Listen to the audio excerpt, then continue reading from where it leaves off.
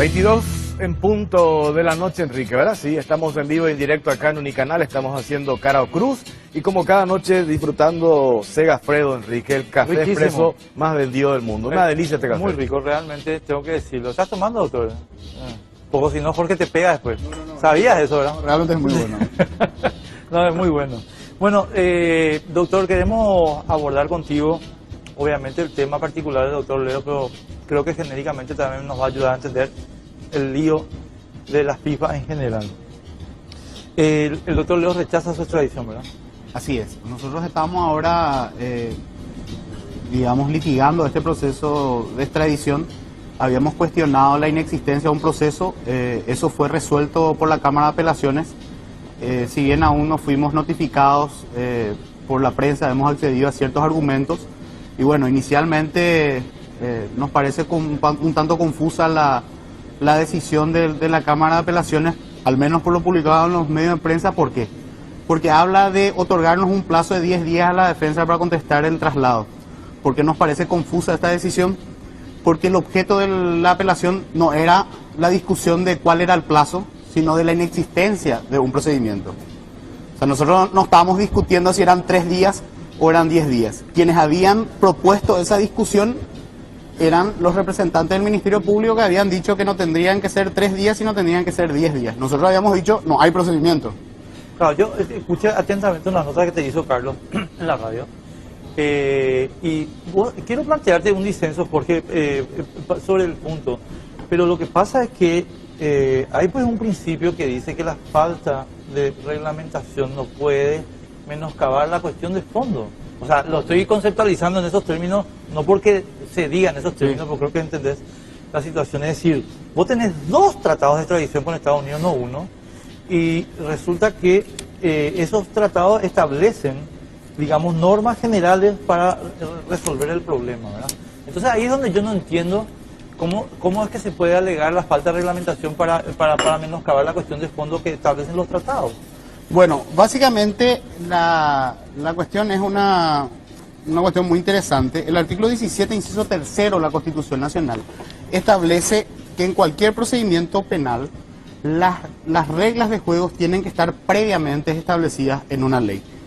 Según la doctrina dominante en este ámbito, dice que ni siquiera con, digamos, aquiescencia del imputado se puede construir un proceso. Es decir, el proceso tiene que estar previamente establecido. Estamos de acuerdo. Los tratados internacionales lo que establecen son en qué condiciones procede la extradición. Es decir, qué documentos se necesita, cuáles son las condiciones. Ahora, el procedimiento en sí, qué plazo se tiene, cuál va a ser el sistema, si va a ser un sistema oral o un sistema escrito, eso lo tiene que establecer cada país. En algunos países la regla está en el Código Procesal, en otros hay leyes especiales relacionadas a extradición y cooperación internacional. Nuestro país, antes del 2000, tenía un Código Procesal Penal de 1890, siglo XIX. Tenía 14 artículos que trataban la extradición pasiva, establecía el periodo de prueba, cuántos días tiene cada parte, quiénes eran las partes. En el año 2000 se crea este Código Procesal Penal, que deviene un Código Procesal tipo para Latinoamérica.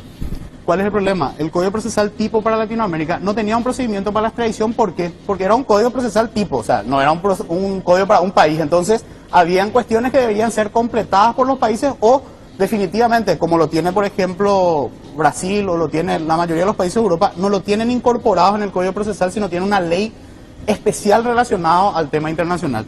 Bueno, al no tener esto del Código Procesal tipo, yo creo que los que en su momento legislaban sobre esto se olvidaron de esa regla, de cómo regular el proceso de extradición pasiva. La activa no es un problema. ¿Cuál es la activa? La que cuando hay un proceso en Paraguay se solicita que le traigan a un... Bueno, esta es la pasiva, donde el sistema paraguayo recibe un pedido a un país extranjero. En el caso de la extradición, en el año 2004 se forma una comisión de reforma al sistema penal. En ese contexto se promueve justamente la modificación del artículo relacionado a la extradición pasiva, estableciéndose un procedimiento. ¿Cuál era el procedimiento? Que sea acorde a nuestro Código Procesal Penal, un procedimiento oral. Llega el pedido de extradición, llega a Paraguay, el juez de garantía dice audiencia, juicio y ahí sí hay un plazo judicial porque el juez debería valorar según cada la relevancia del caso, la complejidad del caso. Es lo que ocurre, por ejemplo, si ustedes conocen en el caso Barón en Inglaterra, donde Paraguay pide la extradición y le citaron para febrero del 2016 a una audiencia. Ahí se van a sentar en un juicio oral, van a definir extradición sí, extradición no. Bueno, eso es lo que no está regulado en Paraguay, porque simplemente las únicas reglas procesales que están en el código son: ¿quién es el juez competente? El juez penal de garantías de Asunción. ¿Qué pasa si rechaza la extradición? Dice, directamente se va a la Corte Suprema, a la Sala Penal, si rechaza la extradición. ¿Y cuánto tiempo tiene la Sala Penal para resolver? Ahora, ¿qué trámite le va a imprimir el juez de garantía? Es lo que no está en el Código Procesal Penal y tampoco está en los tratados. Porque los tratados no tienen luego por qué regular el procedimiento. Una pregunta, Jorge, te pido disculpas, pero para entender nomás. Según la lógica que estoy entendiendo, ustedes están diciendo, hey, hasta que el Congreso no legisle, ustedes no lo pueden sacar al doctor Leo. Claro, hasta que el Congreso no legisle no se puede llevar adelante un proceso de extradición. Después discutiremos la procedencia de la extradición. O sea, acá hay una cuestión importante. Nosotros aún no entramos en la discusión de la procedencia o no de la extradición. En ese contexto, sin entrar a profundizar mucho, porque todavía no estamos en esa discusión, yo te adelanto que la posición jurídica de nosotros es que tampoco es procedente la extradición. En el hipotético caso que haya un proceso de extradición reglado y tengamos que discutir, estamos convencidos que el proceso de extradición en este caso el pedido de extradición no procede. No procede no porque uno discuta la inocencia o la culpabilidad, porque justamente eso no es objeto del pedido de extradición, sino porque no se dan las condiciones que el propio tratado establece para la extradición. Justamente sobre ese punto, y en la semana me hacían el paralelismo. Yo sé que el doctor no quería que se haga con el caso Naput, pero me decían, ¿por qué Naput decide ir hasta allá? Porque él dice que es inocente y está en condiciones de ir a afrontar, poner la cara y refutar todos los cargos que pesan en su contra. Me dicen que Leo no. Si bien esto que están haciendo ustedes es una cuestión estratégica, que el abogado perfectamente puede diseñar su estrategia, pero ustedes no van sobre la cuestión de fondo, sino de forma, por estas cuestiones que Grime, que hace referencia a lagunas en nuestra legislación.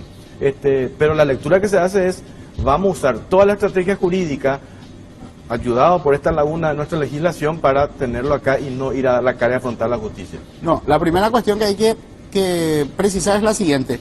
Lo primero es que lo que estamos discutiendo ahora es la inexistencia de un proceso. Además, lo que acabo de decir cuando me habló Enrique es que, además de eso, estamos convencidos, aunque hubiera un proceso, que tampoco es procedente la extradición. ¿Qué significa esto? Que no se dan las condiciones del tratado. ¿Qué establece el tratado? Que las conductas que se le atribuyen en el país que solicita, en este caso en Estados Unidos, debe ser punible conforme a ambas legislaciones.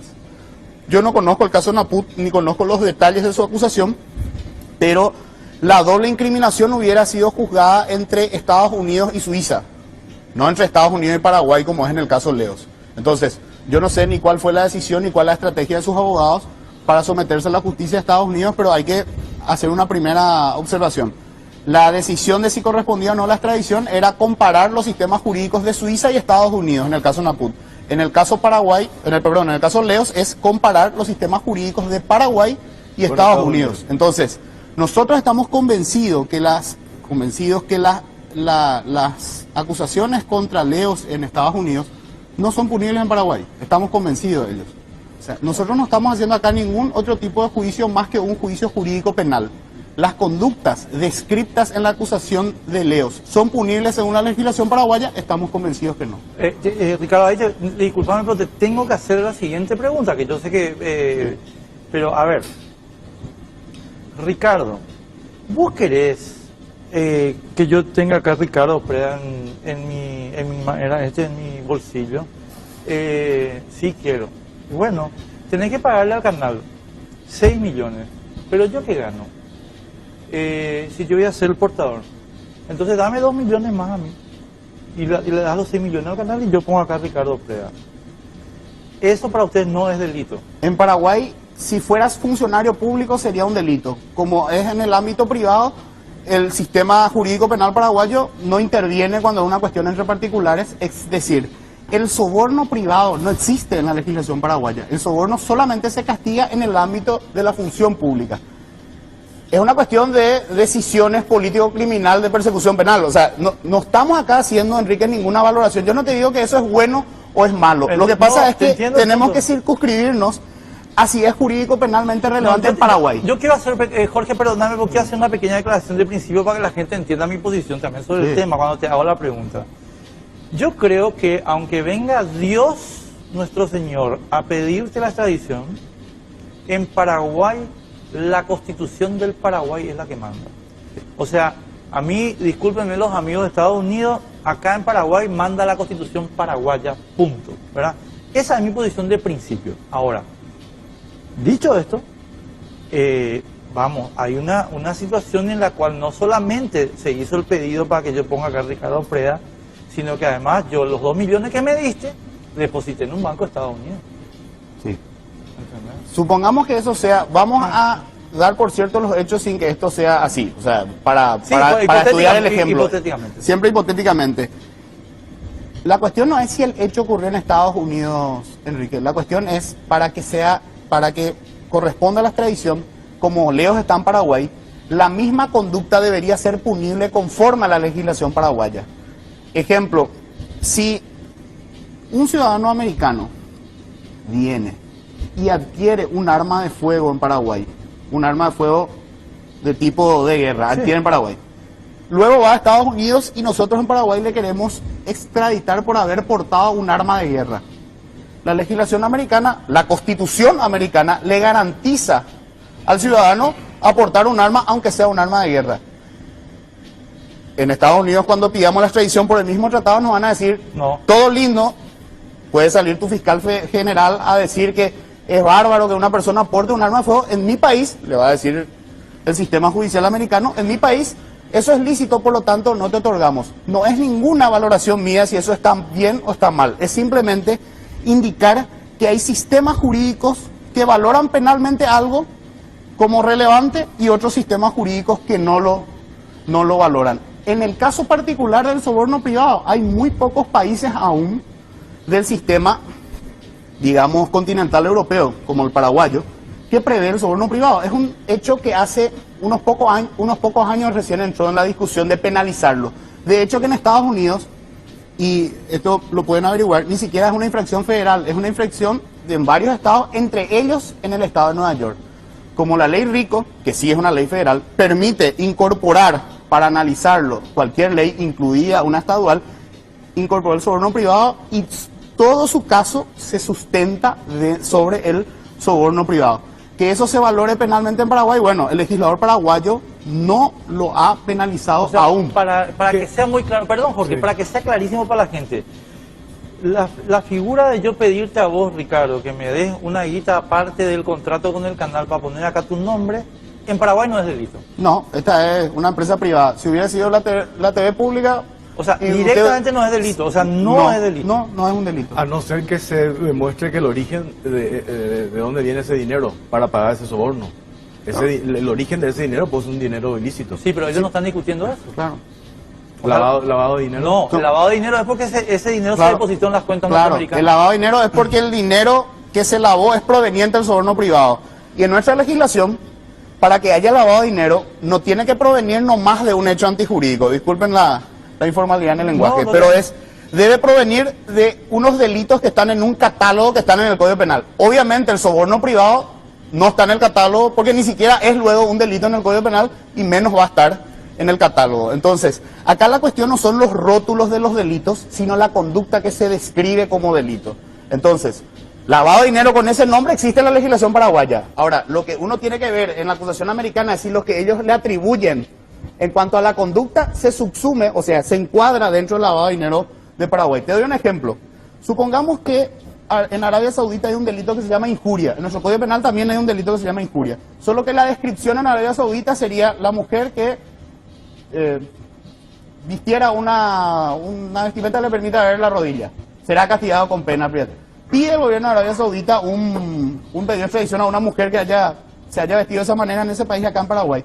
En Paraguay le dan así, hay un delito que se llama injuria, pero la conducta descrita en Arabia Saudita, acá no se castiga, por lo tanto, no hay doble incriminación. Lo que importa no son los nombres de los delitos, sino la conducta que se describe.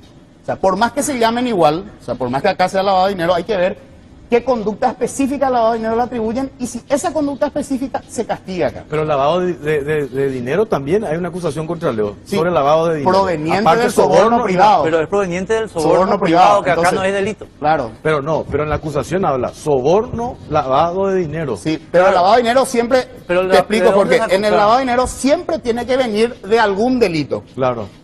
De la forma en que está descrita en la acusación americana, el lavado de dinero proviene del soborno privado. Pero eso no sabemos nosotros. Sí, No, sabemos. pero eso es lo que dice la acusación americana, eso es lo que yo te ¿entendés? estoy O sea, el punto es, por ejemplo, el contrato de la Copa América, eso que hizo el doctor Leo, ¿verdad? Cuando era con televisión, donde la famosa conversación, donde él le dice, pero acá yo no gano nada, y entonces el brasilero le dice, bueno, yo te deposito $2 millones, ¿verdad? Eso en Paraguay no es delito. O sea, el soborno, por ejemplo, entre futbolistas no es delito. No, hay una ley, o sea, eso no tiene nada que ver con el No, caso no, de Leo, no, pero voy a pero no. aclararle. Hay una ley del deporte donde sobornarle en el ámbito del partido de fútbol es un delito por una ley especial de 1960 aproximadamente, pero eso no tiene nada que ver con ese sería uno de los pocos casos donde en Paraguay se castiga un soborno privado, pero es solamente para ir de menos en un partido de fútbol. O sea, pero eso está en una ley especial. Ahora, el soborno privado, el pagarle a alguien para que te otorgue la licitación en una construcción, pero estamos hablando dentro de una empresa privada, ¿verdad? Claro, por ejemplo, en un contrato en el Club Centenario. Claro, y me dice, bueno, para que vos seas el abogado del Club Centenario, participamos una parte de los honorarios que te vamos a pagar. Entonces, eso en Paraguay no es un delito. Ahora, la cuestión es la siguiente, acá no estamos ante una valoración ni moral ni ética, estamos ante si eso se castiga como delito en Paraguay. Hay un principio que vos sabés mejor que yo, y yo no sé muy bien el latín, pero es nulla pena sine lege. Nula en crimen, nula pena sin ley. Así mismo. ¿Y O por sea, qué en esta grabación, sé que hablamos el otro día en la radio, doctor, y me dijiste que no tiene ninguna validez jurídica, pero esa grabación existió? Se escuchaba el audio al doctor Leos, a su esposa y a una tal Fanny que me decían me dijeron que era la administradora de la Conmebol, y la esposa de Leo estaba muy preocupada, decía, vos tenés la precisa, contá, es cierto, no sabés quién te envió la plata, pero sabés que esa plata se depositó, si no cantás vos, estamos todos jodidos, nos vamos al carajo. Estaba muy preocupada la esposa de Leo. Lo primero que hay que precisar es, no sabemos de quiénes son las voces porque esa grabación nunca se validó. En el hipotético caso que realmente esa conversación haya existido y esa grabación sea real, estaban hablando, no sé si estaban hablando sobre el caso en particular, porque finalmente la sensación que puede tener una persona no es relevante, sino lo relevante es si el pedido de extradición se corresponde o no con la ley. ¿Qué pueden sentir las personas? ¿Qué pueden hablar? ¿Sobre qué estaban hablando? Desconozco porque tampoco entré, porque no me compete, entrar en determinar si esa conversación existió o no. ¿Por qué no me compete? Porque la discusión que yo voy a tener en la justicia paraguaya es si corresponde o no la extradición. Es lo único que me compete analizar. ¿Corresponde o no corresponde la extradición? Acá yo no voy a hacer un juicio de si las evidencias que sustentan la acusación americana son o no son, si ocurrió o no ocurrió el hecho. Acá es, aunque sean ciertos los hechos, lo cual tampoco reconozco que sean hechos ciertos, si corresponde o no la extradición. Ese es el objeto. ¿Quién tiene que definir eso ahora? La justicia paraguaya. La Corte. Conforme al tratado y a la legislación interna paraguaya. Es la que debe determinar, primero, si existe un proceso, que es lo que nosotros cuestionamos. Segundo, si consideran que hay un proceso, dentro de ese proceso, definir si corresponde la extradición. Para lo cual nosotros también tenemos nuestro argumento de que tampoco procede la extradición, aunque se admita que hay un proceso. yo tengo una última pregunta, Ricardo, porque tenemos que pasar al fiscal ahora. Pero esta no tiene tanto que ver con derecho como con la cuestión fáctica. Pero vos sabés que tu contraparte es Estados Unidos de América.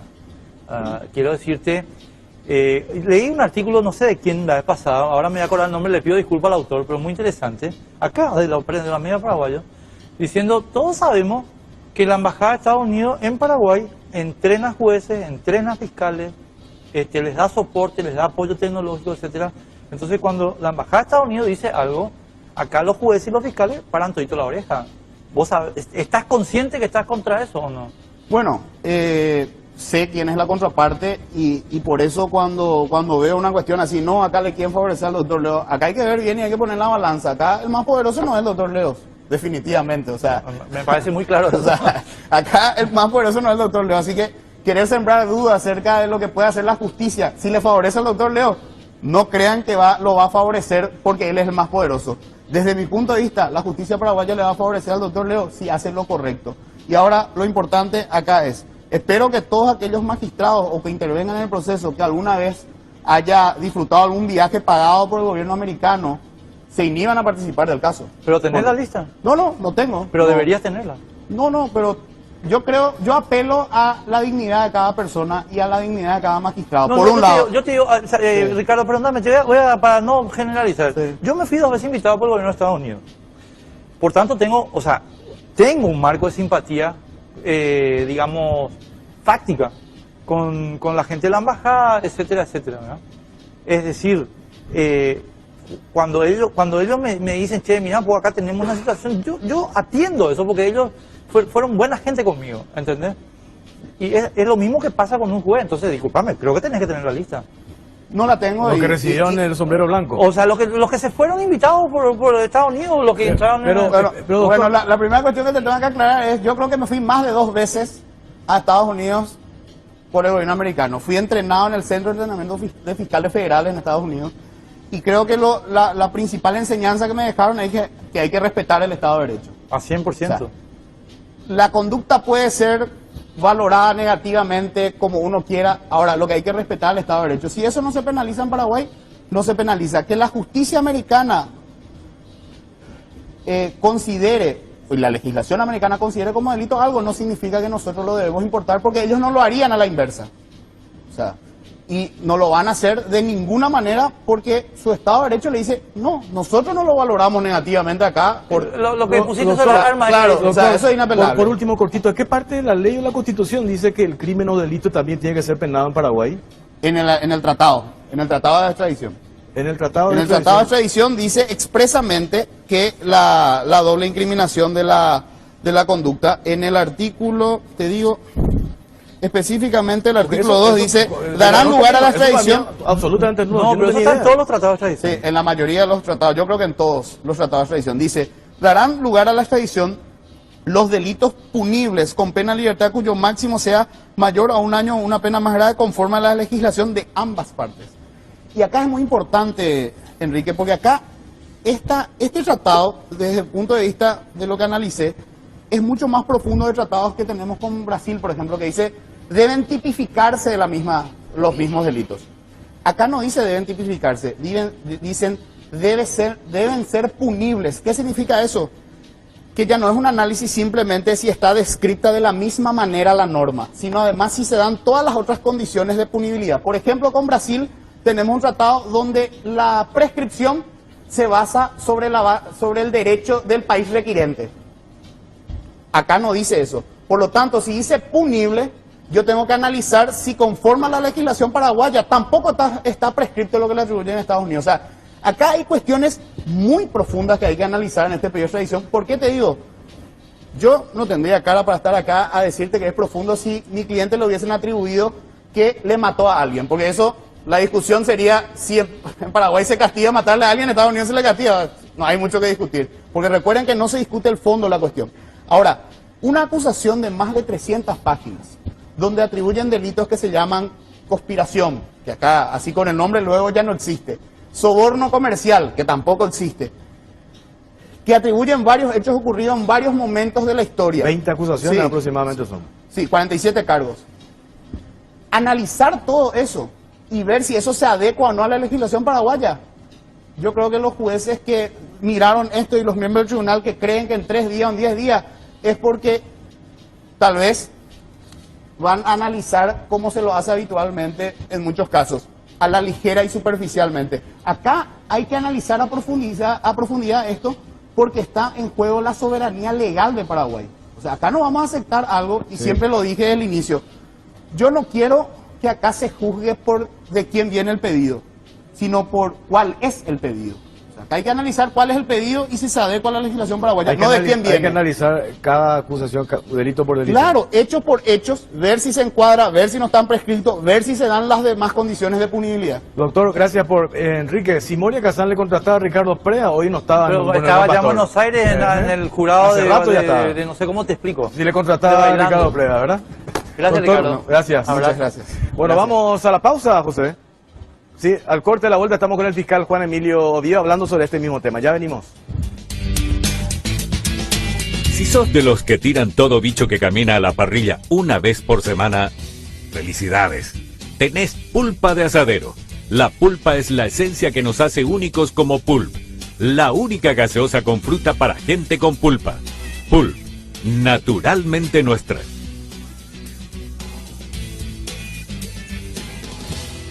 Para trabajos difíciles, exija una máquina simple. Liu Gong, número 1 en equipos de construcción.